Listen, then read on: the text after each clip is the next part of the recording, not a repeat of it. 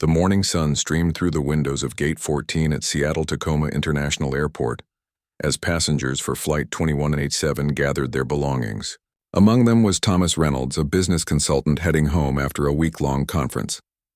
He stood in line, coffee in one hand and phone in the other, barely noticing the clear blue skies outside the terminal windows. "Looks like perfect flying weather," said an elderly woman beside him, following his gaze. "Not a cloud in sight?" Thomas nodded with a polite smile. After years of business travel, one flight blended into another. This was just another Tuesday, another routine journey across the country. Little did any of them know that this flight would soon make headlines around the world. The boarding process went smoothly. Flight attendants greeted passengers with practiced smiles as they made their way down the narrow aisle of the Boeing 737. Thomas found his window seat, stowed his carry-on, and settled in with his tablet. 2 seats away, a young mother helped her son buckle his seatbelt while he clutched a small toy airplane. In the cockpit, Captain Lisa Wong ran through pre-flight checks with First Officer Miguel Gonzalez. With 15 years of flying experience, Wong was known among her colleagues for her calm demeanor and precise attention to detail.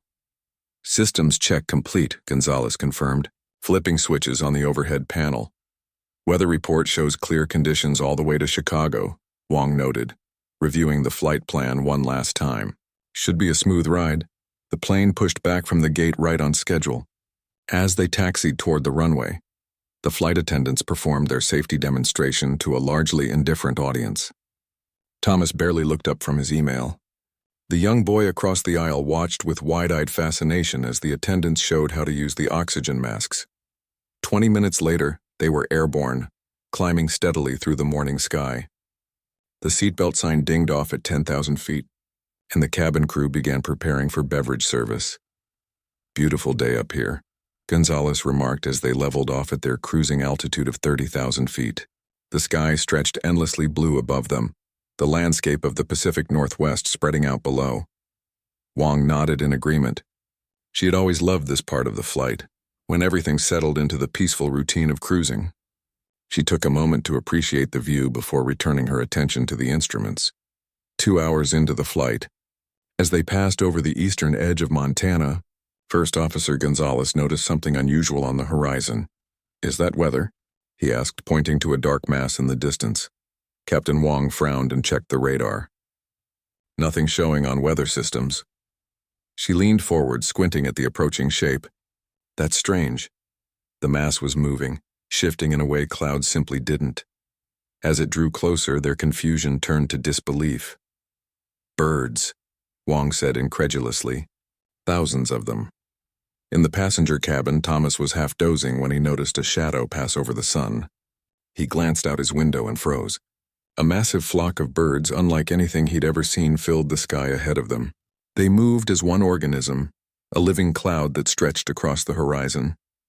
The young boy across the aisle pressed his face against the window. "Mom, look!" he exclaimed. "So many birds." His mother looked up from her magazine, her expression changing from curiosity to concern as she saw the approaching flock. In the cockpit, Captain Wong was already taking action. "Air traffic control, this is Flight 2187. We have a large bird flock directly in our flight path. Requesting permission to change altitude. Flight 2187, you're cleared to climb to 35,000 feet, the controller responded after a brief pause. Wong immediately began the climb, but the birds seemed to anticipate the maneuver. Instead of passing harmlessly beneath them, the flock adjusted its trajectory, rising to meet the aircraft. "This isn't normal," Gonzalez said, his voice tense. "They're following us." The first impacts came seconds later. Dozens, then hundreds of birds, starlings by the look of them, slammed into the aircraft. Their bodies hit the windshield with sickening thuds, some leaving smears of blood and feathers. The noise was like heavy rainfall, a constant pattering that grew louder by the second. In the cabin, passengers gripped their armrests as the plane shuddered. The beverage cart rattled as a flight attendant hurriedly secured it. "Ladies and gentlemen," came a voice over the intercom, steady despite the circumstances. "We're experiencing some turbulence due to unexpected wildlife. Please return to your seats and fasten your seatbelts." Thomas watched in horror as birds hurled themselves against his window, their small bodies bouncing off the thick glass. Across the aisle, the young boy began to cry softly as his mother held him close. An older man 2 rows ahead stood up, trying to get a better view. "Sit down!" Several passengers shouted at once. A flight attendant rushed over, firmly guiding him back to his seat. In the cockpit, the situation was deteriorating rapidly. Warning lights flashed as birds were sucked into the engines. The plane lurched, then steadied.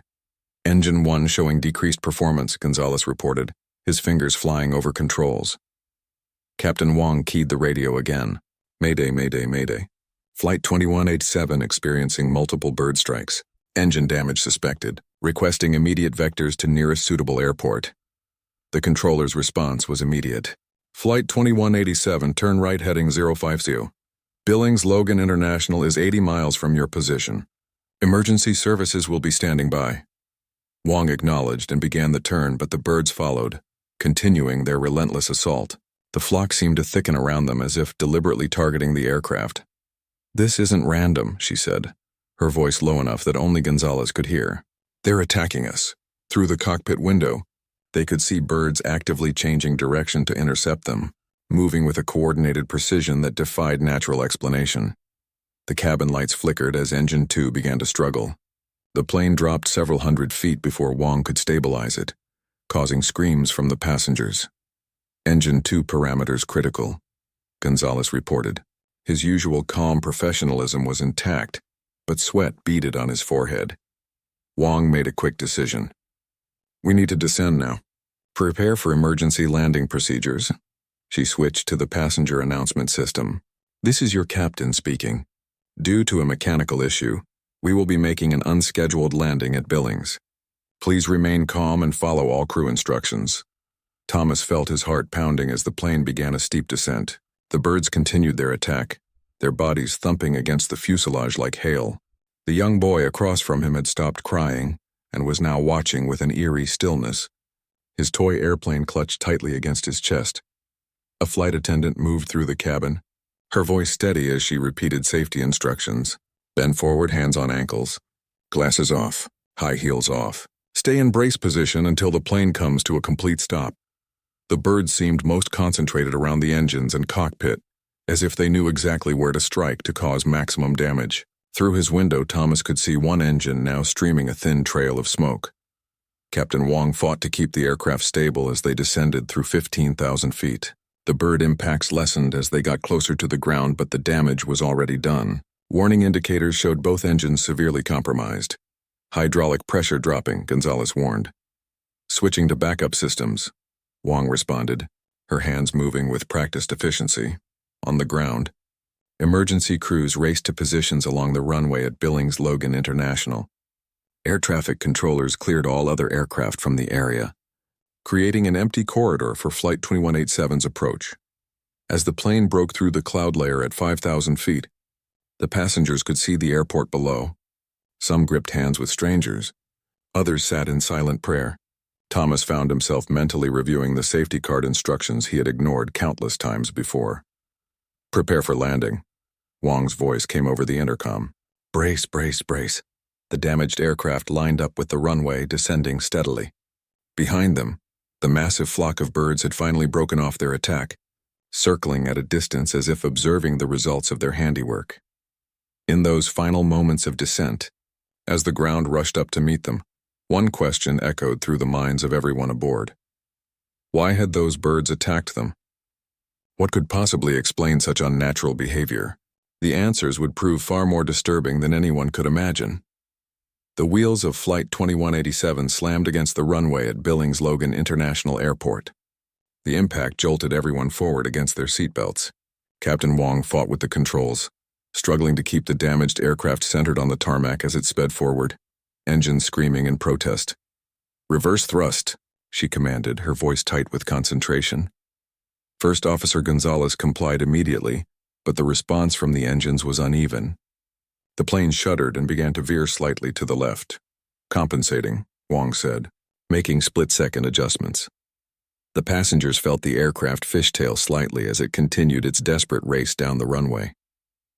Thomas Reynolds gripped his armrest so tightly his knuckles turned white. Across the aisle, the young mother had her arm wrapped protectively around her son, both their eyes squeezed shut. After what seemed like an eternity, the plane finally slowed enough that Wong could safely turn it toward a taxiway. As they rolled to a stop, a collective exhale seemed to pass through the cabin. Someone began to clap, and soon nearly everyone joined in, a release of tension and gratitude that they were alive. "Ladies and gentlemen," a flight attendant announced, her voice impressively steady, "please remain seated with your seatbelts fastened. Emergency vehicles will be approaching the aircraft." Through the windows, passengers could already see fire trucks and ambulances racing toward them, lights flashing in the bright midday sun. In the distance, something else caught Thomas's eye, a dark cloud hovering at the edge of the airport. The birds hadn't left.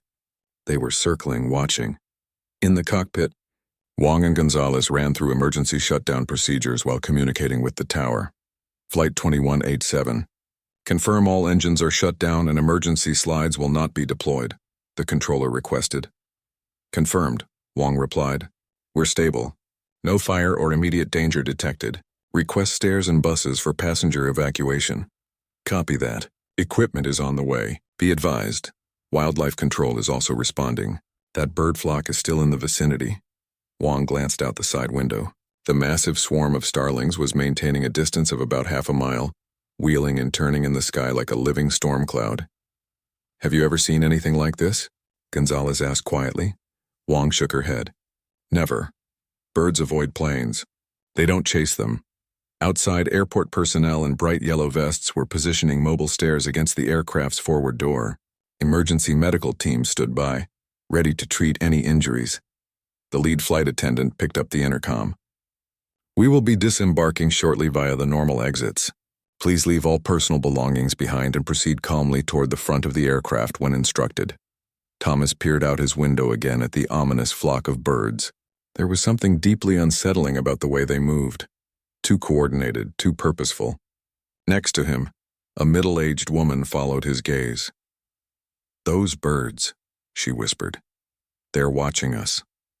Before Thomas could respond, the flight attendants began the evacuation process, row by row. As they stood to exit, he noticed the young boy still clutching his toy airplane, now dented from how tightly he'd been holding it. On the tarmac, Airport Director Richard Banks watched the situation unfold with growing concern.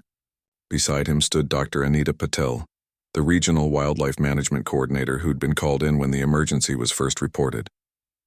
"I've worked with birds for 20 years, Dr. Patel said. "Binoculars trained on the distant flock. This behavior is completely abnormal. Starlings don't attack aircraft, and they certainly don't coordinate in these numbers." Banks nodded grimly. "I've already contacted the FAA and NTSB. They're sending investigation teams. But I'm more concerned about those birds right now." He gestured toward the swarm. "What's stopping them from attacking again?" Dr. Patel lowered her binoculars. "I wish I knew. I've requested specialized equipment to monitor their movement patterns. There has to be an explanation." Passengers were now streaming out of the plane onto the mobile stairs. Airport staff directed them toward waiting buses that would take them to the terminal. Medical personnel checked each person briefly as they exited, pulling aside those who needed attention. Thomas descended the stairs, legs still shaky from the ordeal. The bright Montana sun felt surreal after the chaos they'd just experienced. As he reached the tarmac, he glanced up at the aircraft for the first time. The damage was shocking. The plane's nose was streaked with blood and feathers. One engine cowling was dented in multiple places, and several wing panels showed significant impact damage. It seemed impossible that they had managed to land safely. "Sir, please move toward the buses," an airport worker urged, gently guiding Thomas away from his stunned contemplation of the aircraft. As the passengers boarded the buses, a team of aircraft technicians approached the plane, their faces grim as they surveyed the damage. Behind them came another group wearing the distinctive insignia of the National Transportation Safety Board. They had arrived faster than anyone expected, suggesting the seriousness with which authorities were taking the incident. Inside the terminal, a makeshift crisis center had been established. Airline representatives, airport staff, and counselors moved among the shaken passengers, offering water, snacks, and reassurance. Medical staff had set up a triage area where they treated minor injuries, mostly bruises from the rough landing, and a few cases of shock. Captain Wong and First Officer Gonzalez were the last to leave the aircraft. after completing all necessary procedures. As they stepped into the terminal, they were immediately approached by a tall woman in a dark suit who introduced herself as Agent Diane Chen from the Federal Aviation Administration. "We need your preliminary statement as soon as possible," Chen said without preamble. "This incident is unlike anything we've ever documented." Wong nodded wearily. "We'll cooperate fully. But first I need to check on my passengers." In the main waiting area, Thomas sat with a paper cup of water, trying to process what had happened. The young mother and her son were seated nearby, the boy now sleeping against her shoulder, exhausted from the ordeal. Other passengers huddled in small groups, some making phone calls to worried family members, others simply sitting in stunned silence. A television mounted on the wall was already broadcasting breaking news about the incident. Thomas watched numbly as helicopter footage showed their plane on the tarmac, emergency vehicles surrounding it. The camera panned to show the massive flock of birds still circling in the distance. "What experts are calling unprecedented behavior," the news anchor was saying. "We're joined now by ornithologist Dr. William Taylor. Doctor, what could explain this kind of coordinated bird attack?" The camera cut to a bespectacled man in a university office. "Nothing in our understanding of avian behavior explains this," Dr. Taylor said gravely. "Birds have complex navigation systems, but they don't deliberately target aircraft. And they certainly don't maintain pursuit through evasive maneuvers. We're looking at something completely outside known parameters." Thomas turned away from the television as a commotion near the entrance caught his attention.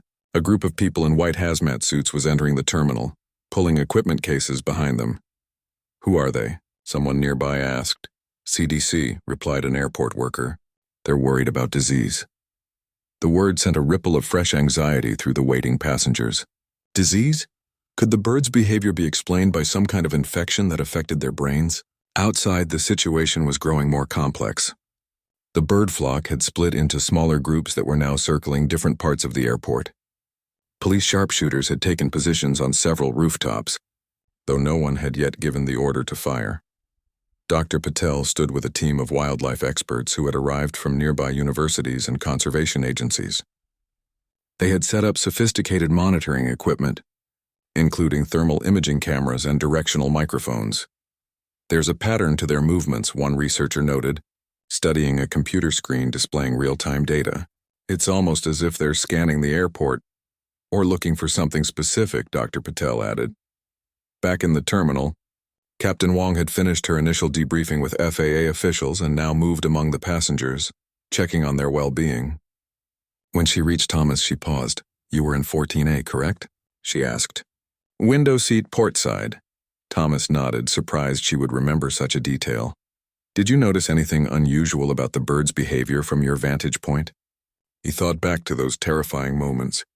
"They seemed to concentrate around the engines and cockpit," he said slowly, "almost like they knew where to hit to cause the most damage." Wong's expression remained professional, but Thomas could see concern in her eyes.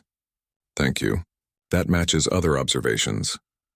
She moved on to speak with other passengers. As afternoon turned to evening, the terminal remained in lockdown. Outside, the birds continued their vigil. News helicopters maintained a safe distance, broadcasting live footage that was now being carried by networks worldwide. In a secured conference room, a hastily assembled team of experts from various agencies reviewed what little information they had. Captain Wong and First Officer Gonzalez had provided detailed accounts. Aircraft technicians had conducted preliminary examinations of the damage. Wildlife experts had compiled data on the birds' movements. None of it made sense. "We need to consider all possibilities," said Agent Chen, addressing the room, "including those that might seem unconventional." A scientist from a nearby university leaned forward. "Such as?" Chen hesitated before responding. "Such as whether these birds might be responding to some form of external influence." The implication hung in the air. No one wanted to be the first to say it out loud, that the synchronized attack suggested some kind of intelligence or control behind the birds' actions. As night fell over Billings Logan International Airport, the birds remained. Floodlights illuminated the tarmac where Flight 2187 sat, now surrounded by investigation teams documenting every aspect of the damage. Inside the terminal, passengers had been given cots and blankets as it became clear no one would be leaving that night. Thomas found himself standing near a window with a view of the western sky. Something caught his eye, a dark mass on the horizon. "They're coming back," he said, loud enough that others nearby turned to look. The birds had returned, their vast flock once again forming that ominous living cloud. But this time something was different.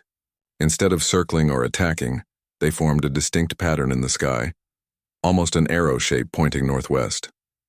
An airport security officer who had been watching raised her radio. "Command, this is Peterson at Terminal West. The birds are back, but they're heading somewhere. Like they want us to follow."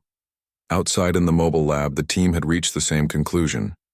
"They're moving with purpose," Dr. Wright said, watching the flock through binoculars. "And they're heading in the same direction as the signal source." Agent Chen made a decision. "Doctor, you're with me. Captain Wong, we could use your expertise as well." She turned to her FBI colleagues. "Get the helicopter ready. We're going to find whatever, or whoever, is controlling these birds." As the response team prepared to depart, Thomas watched from the terminal window as the massive flock continued its deliberate flight path toward the mountains to the northwest. The young boy tugged at his sleeve. "Where are they going?" Thomas shook his head slowly. "I don't know, but I think we're about to find out." In the distance, storm clouds were gathering over the mountains as if nature itself was preparing for what would come next. The birds continued their arrow formation, leading the way toward a truth that would prove far stranger and more terrifying than anyone could imagine. The helicopter rose swiftly above Billings Logan International Airport, buffeted by crosswinds as it turned northwest toward the distant mountains. Inside the cabin, Agent Chen studied a topographical map spread across her knees, while Dr. Wright adjusted the signal tracking equipment secured between the seats. "Signal's getting stronger," Dr. Wright announced over the headset, watching the equipment's display. "Definitely coming from the mountains about 45 miles out." Captain Wong sat opposite them, her experienced pilot's eyes scanning the horizon. The vast flock of starlings was clearly visible ahead of them, a dark smudge against the cloudy sky, still moving in that deliberate arrow formation. "They're leading us straight to it," she observed. Agent Chen nodded grimly. "Question is, what exactly are they leading us to?" Back at the airport, Thomas Reynolds watched the helicopter disappear into the distance. The terminal had become a hive of activity, as federal agencies established a command center. Officials in various uniforms hurried through the building, setting up equipment and cordoning off areas for their operations. "Excuse me," said a voice beside him. Thomas turned to find a man in a dark suit holding up an FBI badge. "I'm Agent Ramirez. I understand you were seated by a window during the incident and had a clear view of the bird's behavior." Thomas nodded. "That's right. We're interviewing all witnesses with direct observations. Would you mind coming with me?" As Thomas followed the agent to a makeshift interview room, he noticed similar scenes playing out across the terminal. Other passengers were being approached by officials, their testimonies apparently crucial to understanding what had happened. In a separate area, First Officer Gonzalez worked with NTSB analysts, reviewing flight data and communications logs.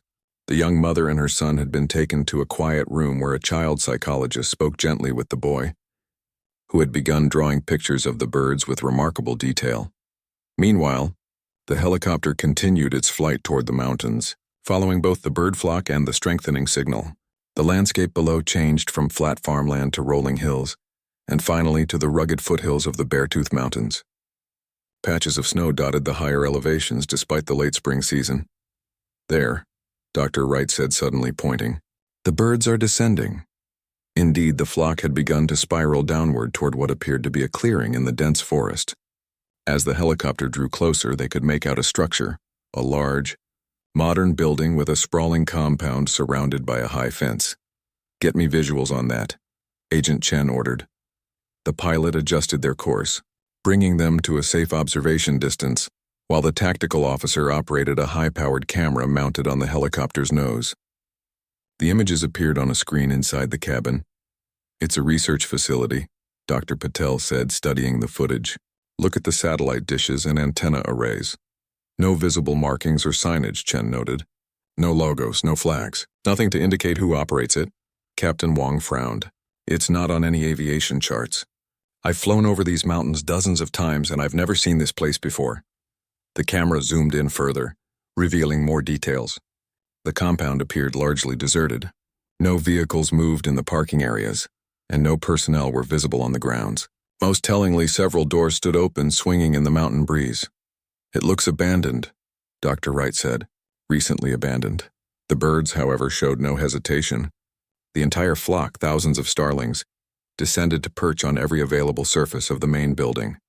They covered the roof, lined the window ledges, and clustered on the satellite dishes, their dark bodies making the structure appear to be draped in a living, shifting cloak. "They're waiting," Dr. Patel whispered. Agent Chen was already on her secure satellite phone, reporting their findings and requesting backup. "We need a ground team here immediately. Full tactical unit, hazmat capability, and technical specialists." As she spoke, Dr. Wright's signal detector began emitting a rapid beeping. "The pulse frequency just changed," she announced. "It's accelerating." Below, the birds suddenly took flight again, but instead of their previous coordinated movements, they began flying in chaotic patterns, colliding with each other and the building. Some dropped from the sky, falling lifeless to the ground. "What's happening to them?" Captain Wong asked. "The signal?" Dr. Wright stared at her equipment in shock. "It's overloading. Whatever was controlling them is now destroying them." Agent Chen leaned forward to address the pilot. "Get us down there now." Back at the airport, Thomas sat across from Agent Ramirez in a small conference room, describing what he had witnessed during the bird attack. "It wasn't random," Thomas explained. "They targeted specific parts of the plane, engines, cockpit, communications equipment, almost like they knew exactly where to hit us." Agent Ramirez made notes on a tablet. "And you noticed this pattern before the pilots announced any problems?"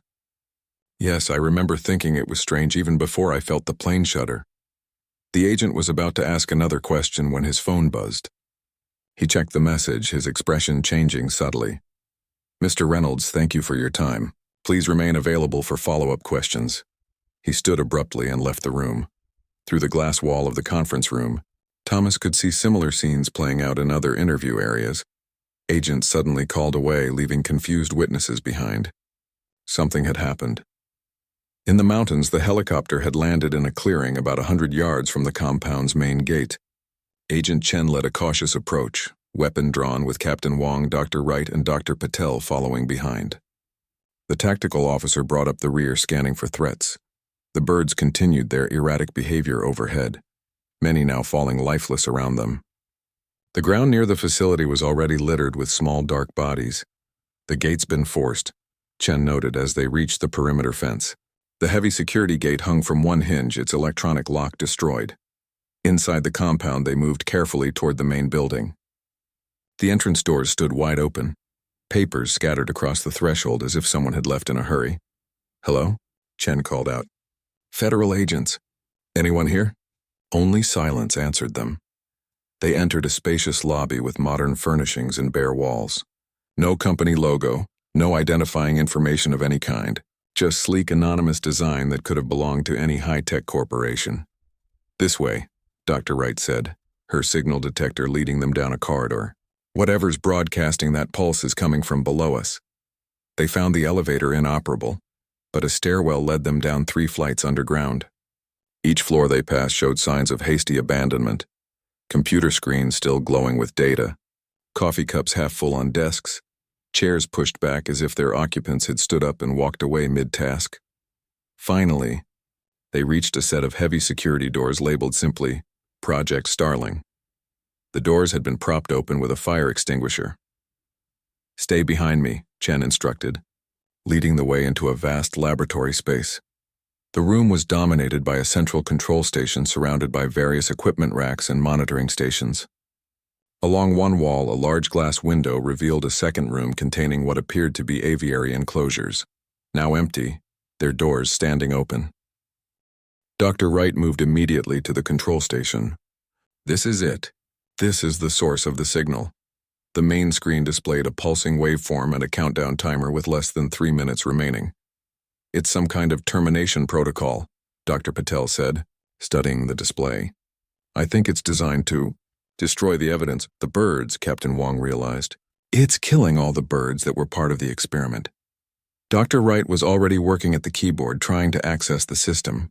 "It's locked down. I can't stop it. Agent Chen surveyed the room with a tactical eye. Look for anything that might tell us who was running this operation. Documentation, identification badges, anything. As they spread out to search the lab, Captain Wong noticed something on a desk in the corner, a framed photograph that had been knocked over. She picked it up and found herself looking at a group of scientists standing proudly before what appeared to be an early prototype of the implant they'd found in the birds. I found something, she called to the others. We have faces.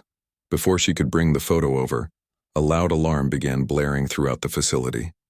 Red warning lights flashed along the walls. Facility security protocol initiated, announced an automated voice over the speakers. Complete data purge commencing. All personnel must evacuate immediately. Self-destruct sequence activated. We need to get out of here, Chen ordered, already moving toward the exit. Now! Captain Wong tucked the photograph into her jacket as they rushed back toward the stairwell. Behind them, computer screens began going dark one by one as the system systematically erased all evidence of the facility's purpose.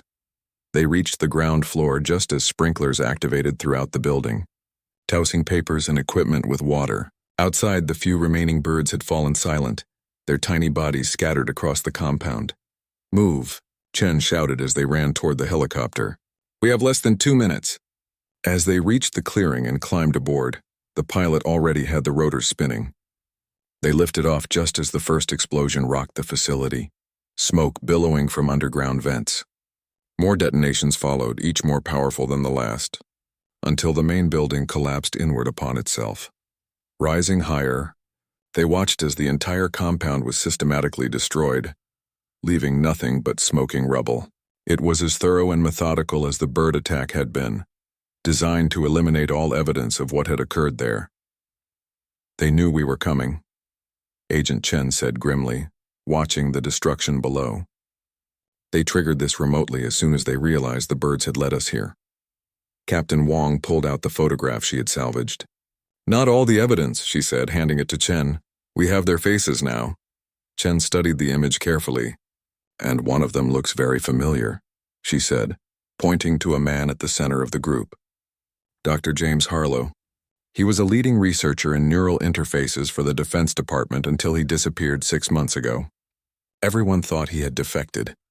Dr. Wright leaned over to look at the photo. I know him by reputation. He was pioneering work in remote biological control systems, using technology to direct animal behavior. But why target commercial aircraft? Captain Wong asked. What could they possibly gain from that? As the helicopter turned back toward Billings, Dr. Patel gazed out at the plumes of smoke rising from the destroyed facility. Perhaps that wasn't the end goal, she said quietly. Perhaps it was just a test. Agent Chen's satellite phone rang. She answered, listened briefly, then lowered it with a troubled expression. What is it? Captain Wong asked.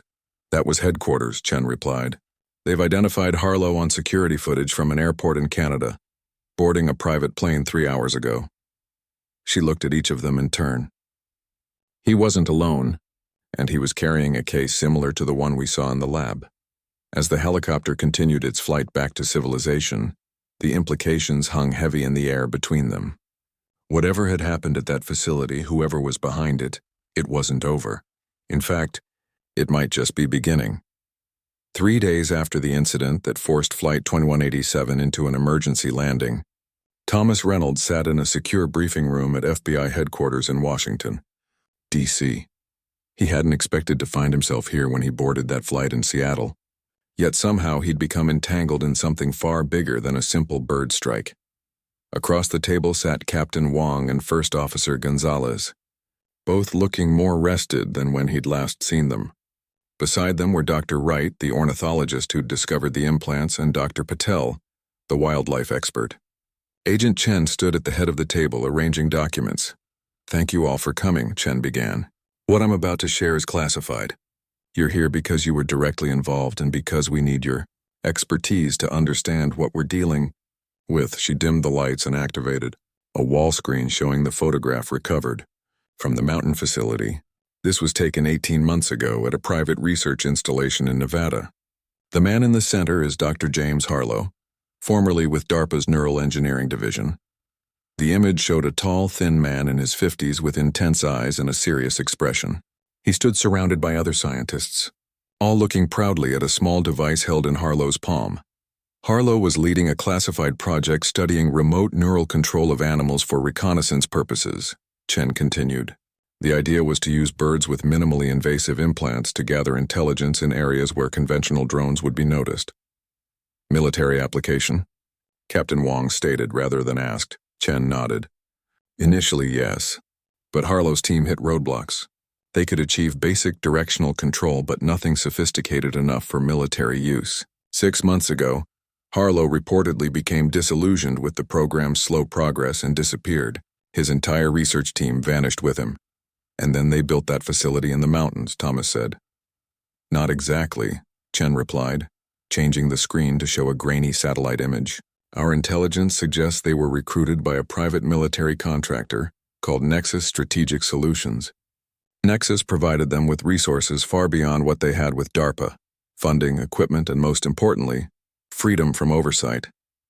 Dr. Wright leaned forward. But why target commercial aircraft? That's not reconnaissance, Chen's expression darkened. 2 days ago, we located and arrested one of Harlow's junior researchers trying to flee the country. She tapped her tablet, and a video interview appeared on screen. A nervous-looking young man sat at an interrogation table.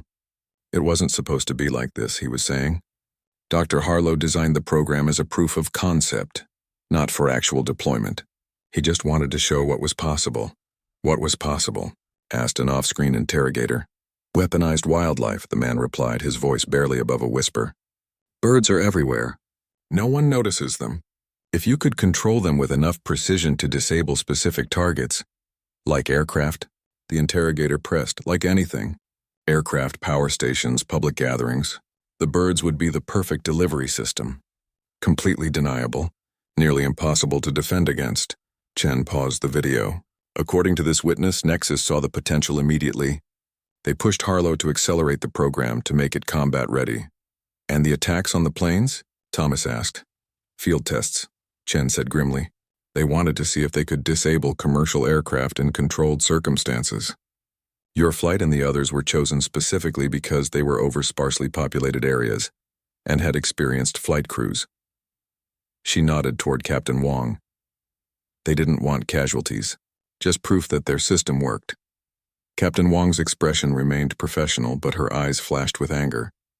They put 200 lives at risk to test their weapon. Yes, Chen agreed. But according to our witness, that's where Harlow drew the line. When he saw the actual implementation of his work, birds, being sent to attack planes with people aboard, he tried to sabotage the program. She resumed the video. Dr. Harlow modified the control algorithms the night before the tests, the young researcher explained.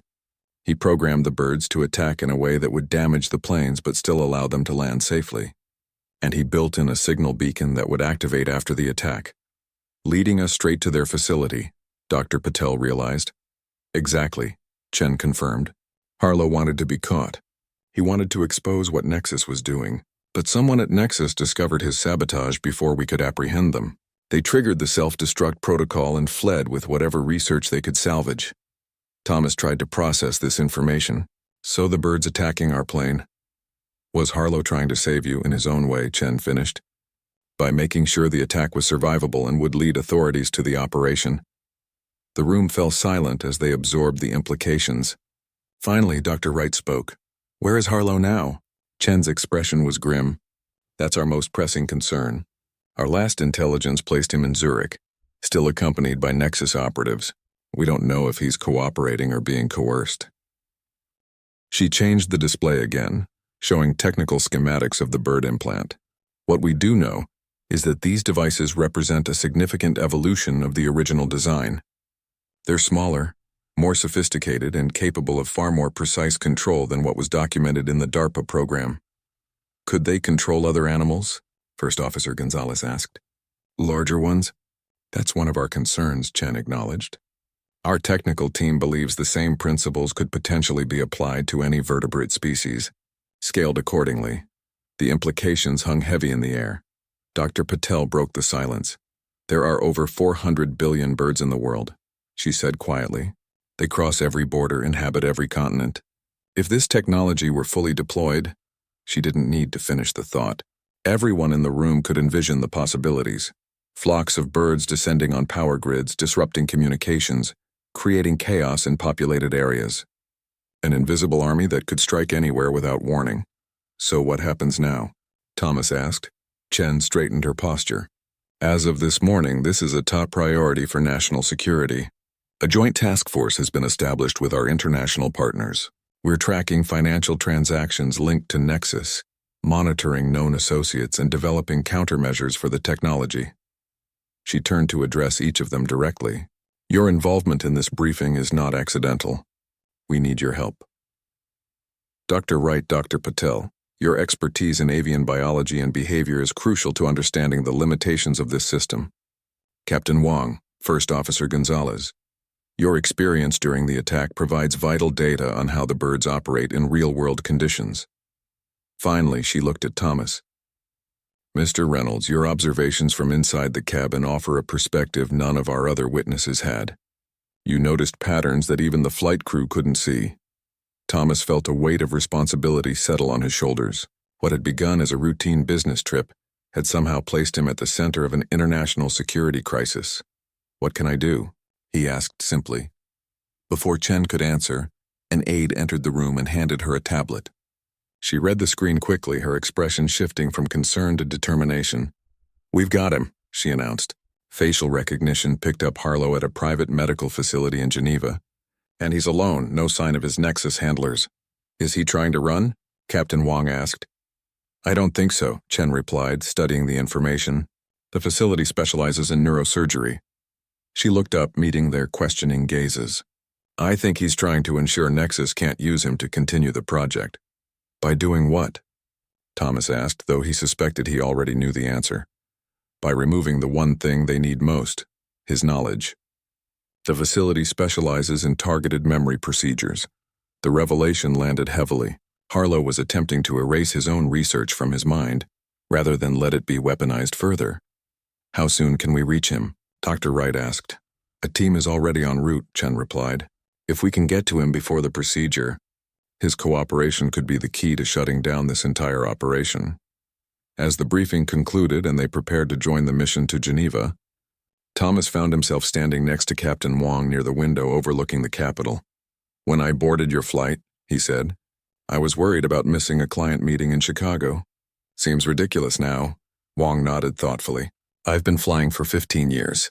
Always feared mechanical failure, pilot error, even conventional terrorism. Never once imagined I'd have to worry about birds being turned into weapons. Do you think we'll find Harlow in time? Thomas asked. I hope so, she replied. But even if we don't, we know what we're facing now. That's already more than they intended. Outside, a small flock of pigeons took flight from a nearby rooftop, their movements natural and uncoordinated as they scattered in different directions. Both Thomas and Captain Wang watched them until they disappeared from view, each silently contemplating a world where even such an ordinary sight could no longer be taken for granted. As they turned to join the others, Thomas understood that regardless of what happened next, he would never look at birds the same way again. None of them would. And perhaps that awareness, that vigilance, was their best defense against whatever came next.